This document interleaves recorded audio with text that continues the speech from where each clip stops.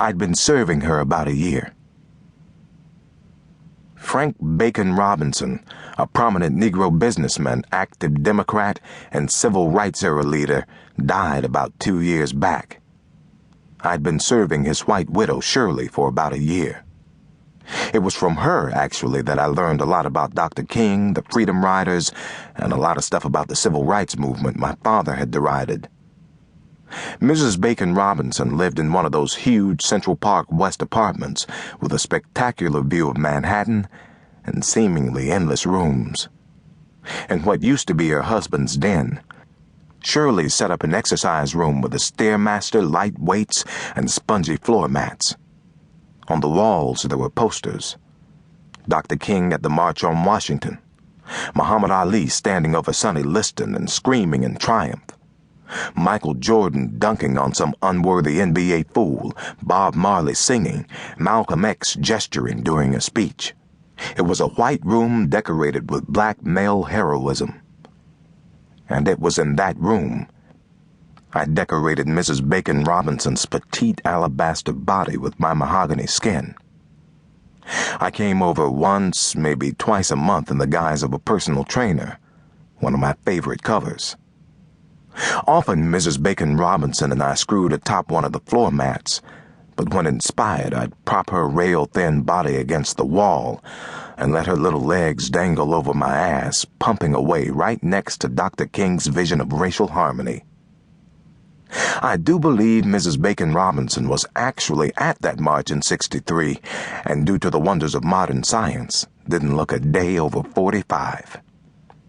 Sometimes as we screwed, I'd look up at Dr. King's face and wonder whether my client was one of the women on J. Edgar Hoover's FBI surveillance tapes. Maybe I was hitting one of Dr. King's exes.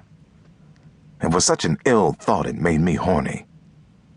Anything like that was good for getting me through the job. Sometimes mid-stroke I'd ask Mrs. Bacon Robinson if she'd been one of the great man's supporters, and she'd just close her eyes and blood would flush her waxy face.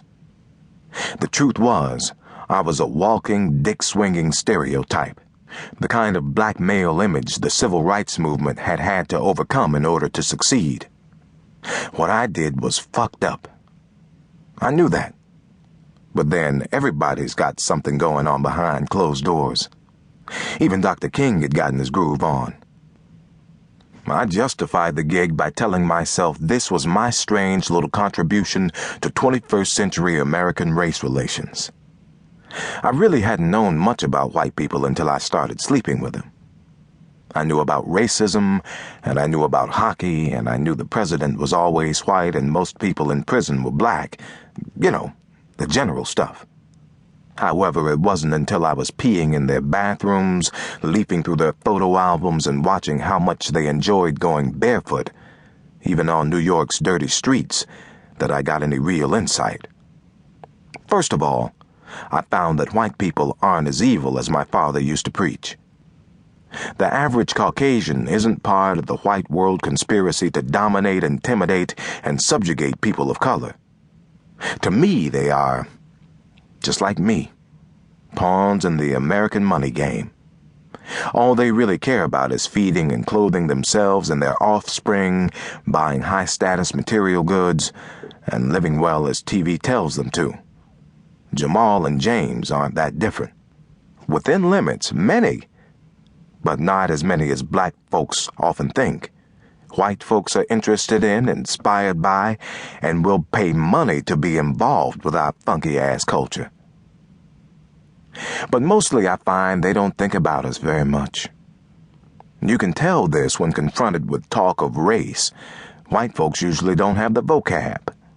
In post-sex conversations with white women, I find they usually speak in liberal or conservative cliches right off talk shows, or probably worse, like they know everything about black folks based on having had relations with brothers like me. Me not exactly being representative of the overall values of the African American community. It strikes me that most white folks have impressions of black folks, but not true convictions, and that they often mistake the two.